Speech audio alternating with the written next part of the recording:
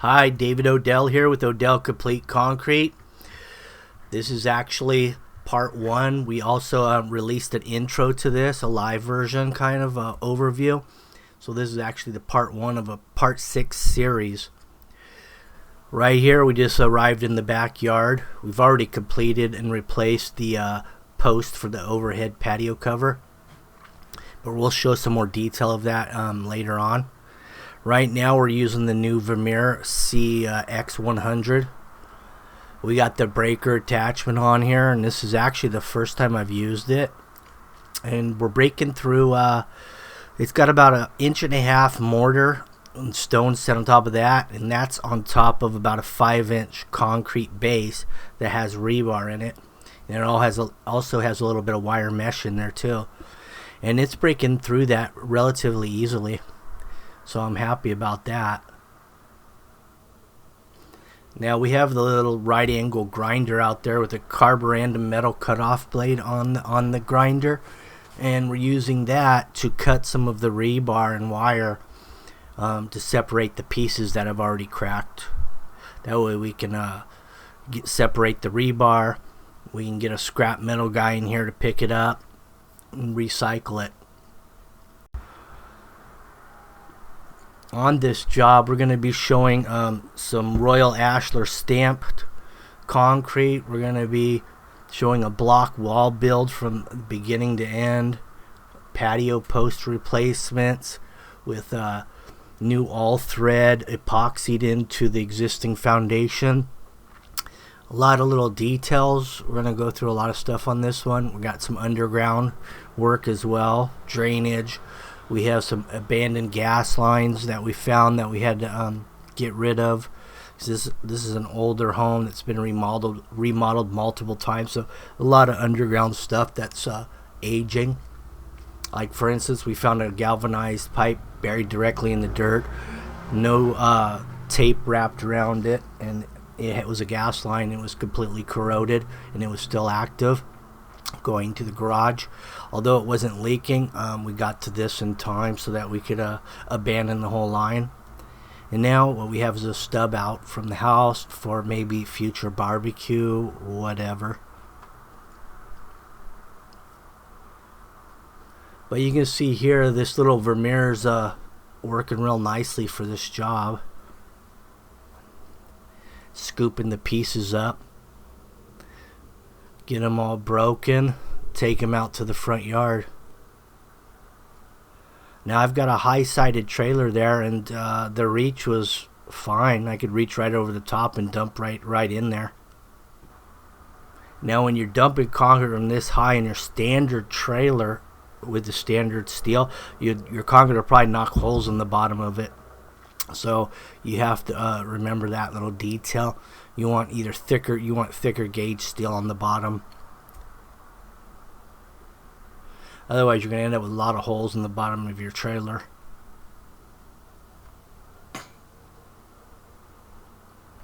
There's some water lines, hot and cold, going into the garage right there. Concrete's poured directly around them. Although they wrapped them multiple times with 10 mil pipe wrap tape, so it acted as a cushion so we could actually break the concrete out from around the pipes without breaking them. Now you can see all those valves, control valve sprinklers on the side of the house there. There's about 6 of them, and they all went into the backyard. We won't be needing those anymore because all we're going to have now is about a 4-foot planter around the perimeter. So all we need is one valve, and it's going to be a bubbler system. So we'll be abandoning all those valves and just leaving one intact that goes to the planter for future bubbler hose or drip system. We found an interesting piece of concrete there along the side door of that garage. No rhyme or reason. Now what we're doing here is I have my Johnson laser level out, and we're just going to mark the entire perimeter so we can start doing the excavation of the actual dirt.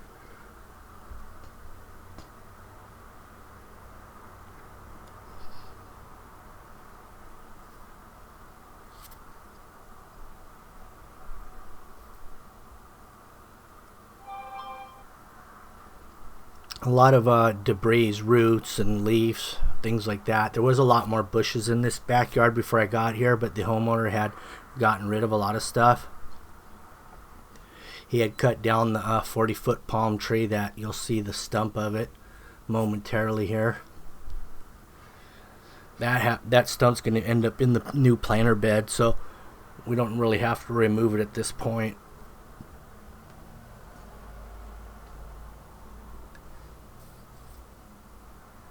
Here's the stump, and I was trying to kind of loosen it up with this little Vermeer here, and you can see it bouncing around, but it wasn't breaking the roots free.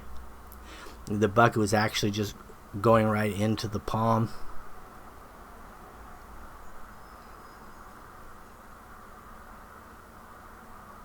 Now a stump grinder attachment on that Vermeer would have been ideal, I think, in that situation.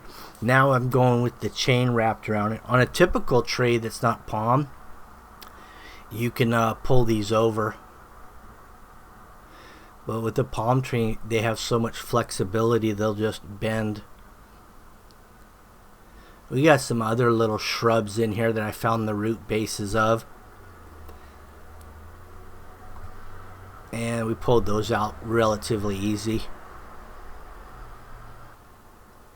I like to get all the roots out when I pull the tree, because then you don't have all that material under the concrete that's going to probably decompose and leave you a lot of hollow voids. So it's best if you can get all the roots out and pull it out like a tooth, you know, with roots and all.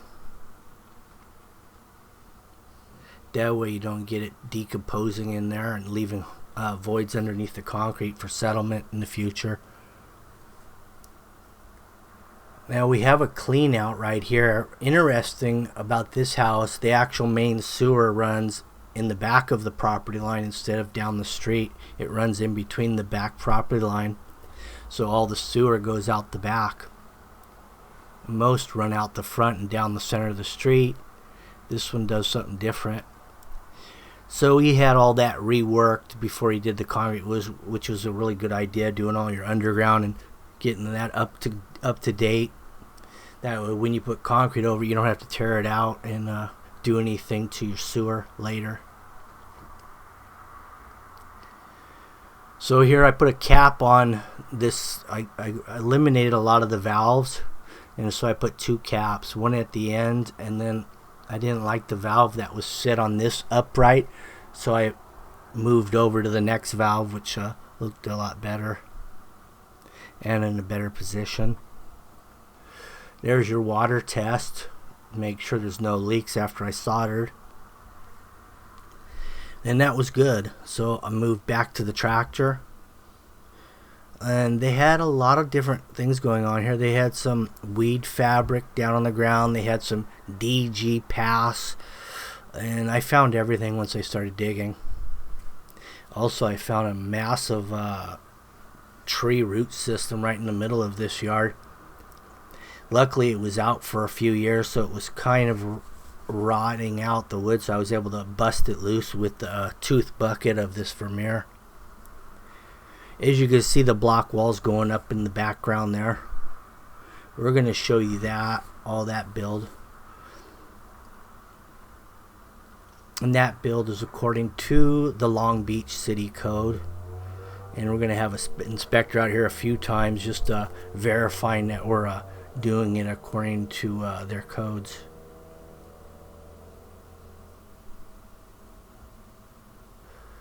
Now there was a lot of vines on these walls, and I don't like vines on walls when I pour concrete, because when you start pouring concrete and they start falling into the wet concrete, you end up with a mess. So I like to clean up overhead, old trees, vines on walls, stuff like that. That way I don't have to deal with that on a poor day.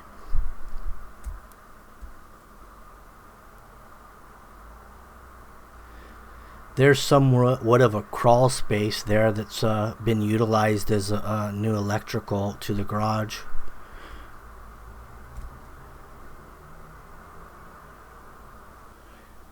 Now the funny thing about this yard, once I started hitting it with the laser level, the garage, half of the back existing driveway slopes towards the backyard.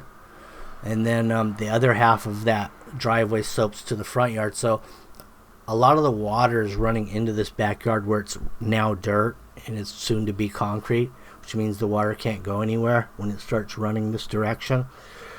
So that's why we decided to go with the drain system.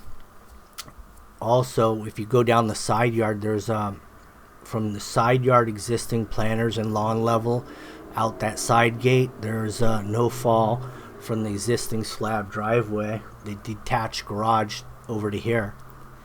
So we had to go with drains all the way to the street.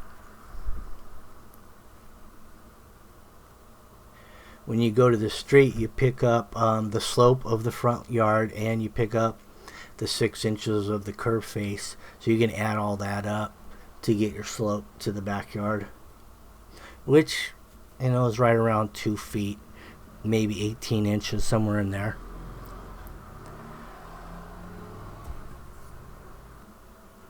Now here's where the drain line's going to go in, right here. So there's an existing maple tree right there. It's well established from the size of it. So we want to stay to the far away from that tree as possible, so we don't run into a lot of roots. So that's why we decided to put this trench on the far, close to the property line.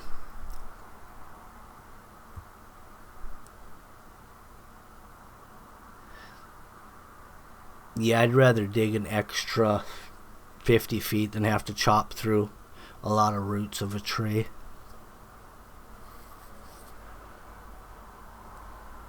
And another thing about that is roots of trees get attracted to drain pipes because they have water going through them, and if they're not getting watered regularly, they're going to seek that drain line, and they're going to go through. They're going to find a way into the drain. They're going to clog the drain. So that's why you want to keep your drains away from trees. Especially palms are really bad for that. They'll completely fill the drain line within a matter of 5 years. You won't even be able to get any water through the drain.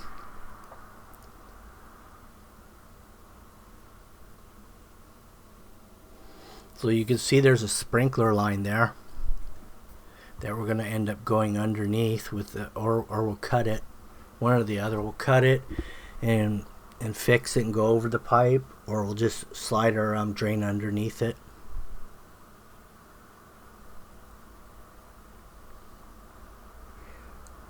So this 3-inch drain is fairly flexible, as you can see there how we bent it around that corner.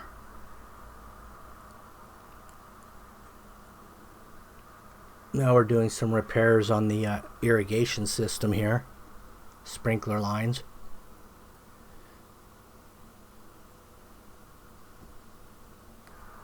These flexible repair couplings are great for that.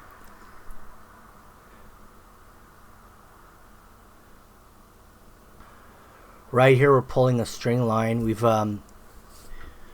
put a line right down the middle between the house and the property line wall. We want to keep that line straight, even though the property line wall was not straight with the house.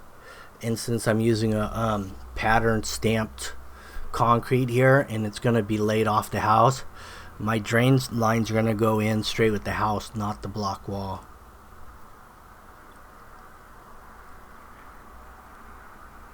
That way when I get done stamping and all my lines are straight with the house and parallel, they look straight with the drains look straight with the pattern. Here's some more of that weed fabric, and there's some more of that DG, decomposed granite. Really nice base, but that's all it really is a base. It's not really anything else.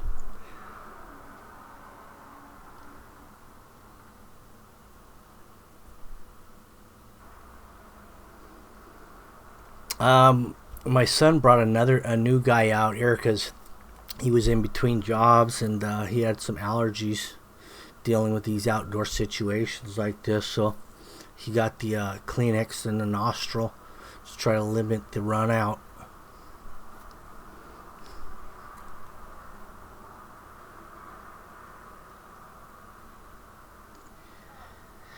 Here's the paint lines for the rest of the drains. It's just a basic big square in the backyard of drain lines.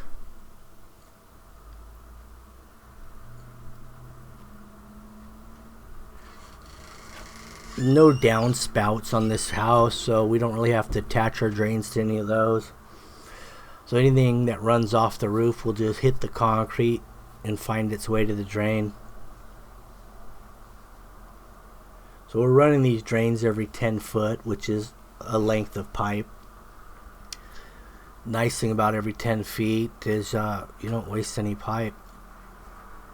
You just throw a T and an upright and move on.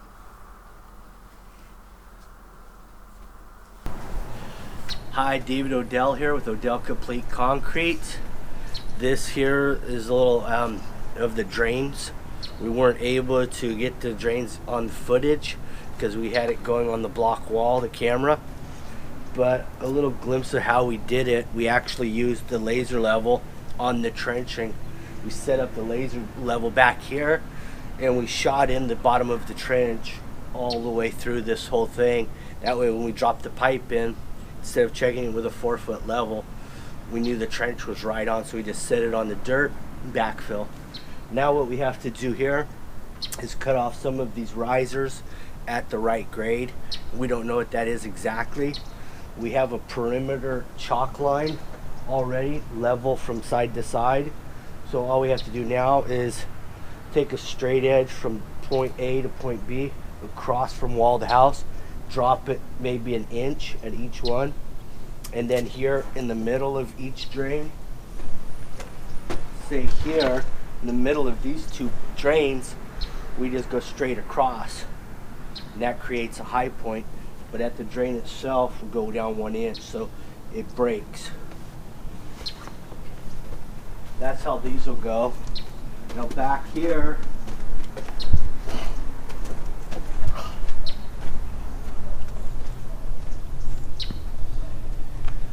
another important detail of these particular drains, if you look down it this way, see that? How they're all in a perfectly straight line. It's crucial in this particular job because this job it's going to be a pattern stamp concrete. It's an ashlar slate stamp, so that's a lot of straight lines. So everything has to be straight. The drains have to be straight. The saw cuts or joints have to be straight. And that's how we did these two. These drains here are square with the house. So that way when I come off the house with the square mats, wherever the lines end, when you look this way, everything lines up. It's not like on a skew. So we've got 4 drains. This becomes the high point right here.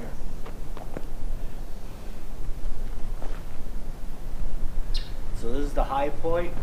We have a perimeter planter on the property line wall, 4 feet in, meandering. That elevation will be level with that whole perimeter of everything, as well as the high point. The perimeter is the high point, the center is the high point, drains are low points. So it's real simple.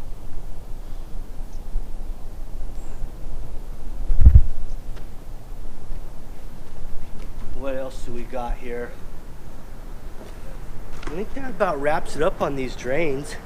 We just got to cut them to height now. Anyway, stay tuned for the latest and greatest as I roll them out. Alright, we got the drains all buried. The uprights are just ran up randomly. Now we'll laser them in and cut them off to the grade that we want. All these marks are level. So all these drain heights will be level with each other, and they'll all be approximately 1.5 inches below the entire perimeter and center high spot.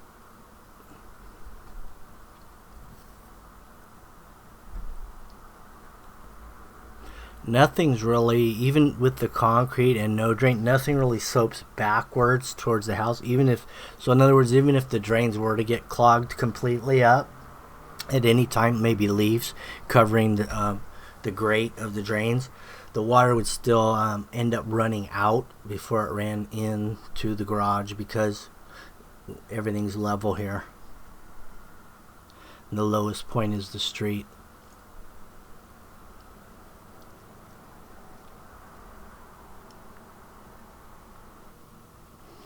This particular house is on a raised foundation as well, so it has a crawl space under it, and the floor is actually 18 inches raised. The only thing low is the garage floor.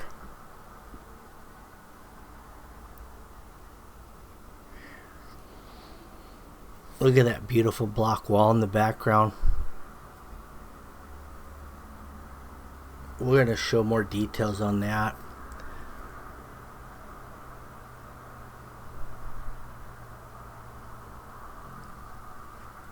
But all these wood stakes I have in here, they're in a straight line with each drain, and they actually have grade breaks in them, so I can tie strings to them and grade the dirt exactly, so I can maintain a good 4-inch, with no deviations in the subgrade for the pour.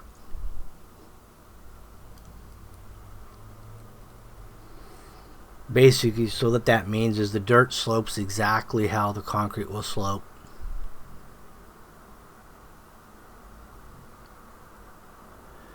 Now we're going to dowel the rebar into all that patio and driveway, because I don't want the patio to go up or down or shift elevations, because it's pretty tight. We're really tight on slope, so if it moves, we're going to have some major puddling.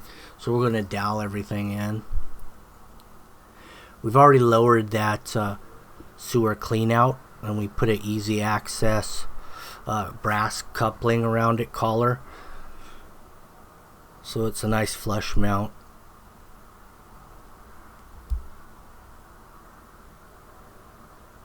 Now this particular rebar is a number 3 rebar, but typically you would get like a 40 grade, but in this case I got a 60 grade number 3 rebar, simply because it was the same price as the 40 grade. So I said, well, why not get 60 if it's the same price as 40?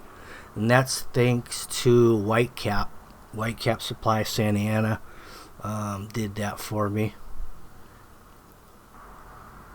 What 60 grade means versus 40s, it's a lot harder steel, so that means it's going to be less rust. It's going to be more rust resistant. It's going to have less flexibility to it. It's just a better quality steel all the way around.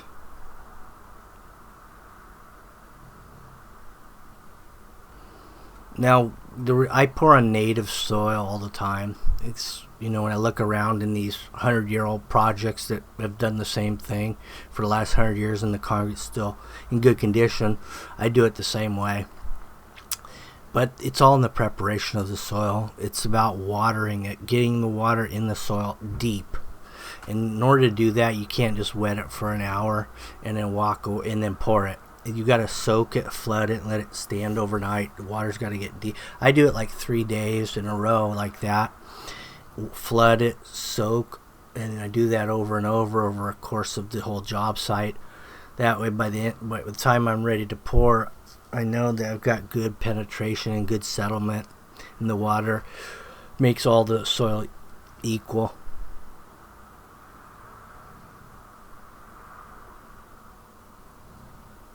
That's how you pour on native. Now this styrofoam, just using some 3M adhesive spray glue, and that only works on dry surfaces. So if you try to do this early in the morning when you've got condensation, or if it's rained the day before, it's not going to stick. So you got to do everything at the right time.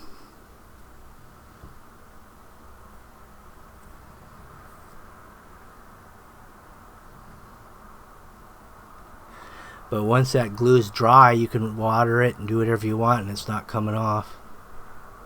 It beats those masonry nails, that's for sure.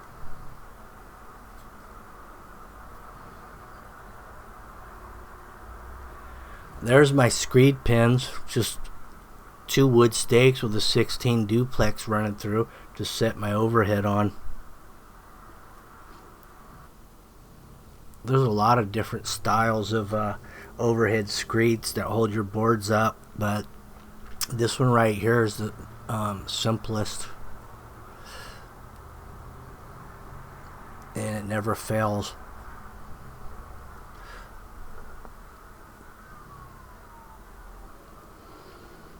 So you can kind of see the drainage, what I'm going with here. High point on that center, those center pins is a high point. In between each drain is another high point.